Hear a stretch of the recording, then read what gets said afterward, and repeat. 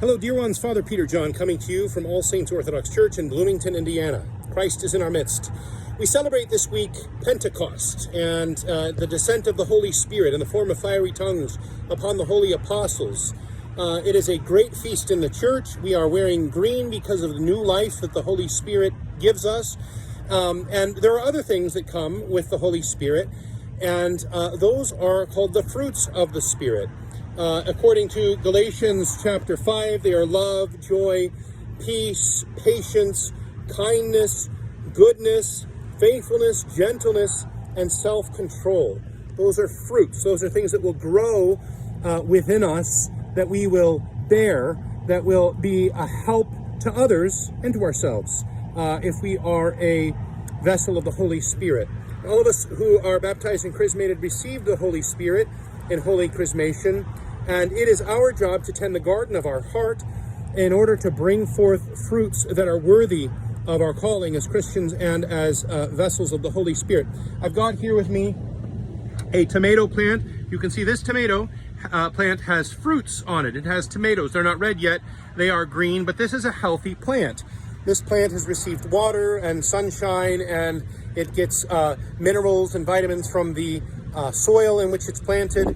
And in order to maintain the health of this plant, in order that it brings forth good fruit, we also have to weed the plant, because weeds, which are plants that are growing in a place we don't want them, those weeds, if they grow around this plant, what they will do is they will use up the nutrients. They will suck up the water so that the tomato plant can't get it. Some plants are big enough, like burdock and things like this, that they will actually go so big that they will shield the tomato plant from the light. So we have to uproot those weeds and take care of them in order that our tomato plant, or our soul, can bring forth good fruit.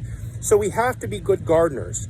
But what happens if you plant a tomato plant, for example, in a garden box outside of my house? If I plant a tomato plant and then I don't take care of it, I don't weed it, I don't tend it, I just say, oh, well, I can't wait until that tomato plant brings forth fruit.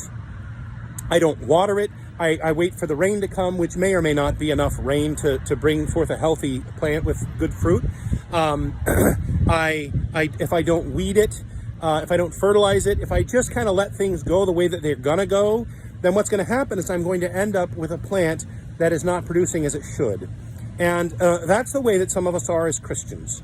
And it's really important that we pay special attention to our spiritual life, that we pay special attention to uproot the weeds, those things in our lives that seek to take our time, our energy, that our attention.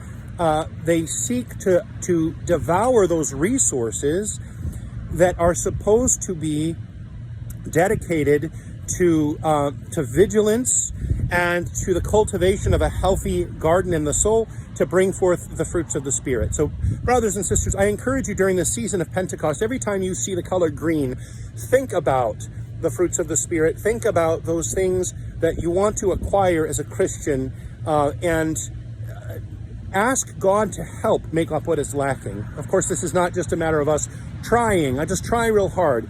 It takes prayer. We have to lay it at the feet of Christ and say, Lord, I want to work with you on this. This is what I have to give. Please make up what is lacking. I want to be a co-laborer with you in the tending of the garden of my heart.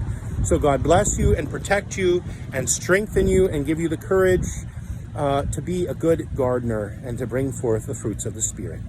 Christ is in our midst. He is and ever shall be.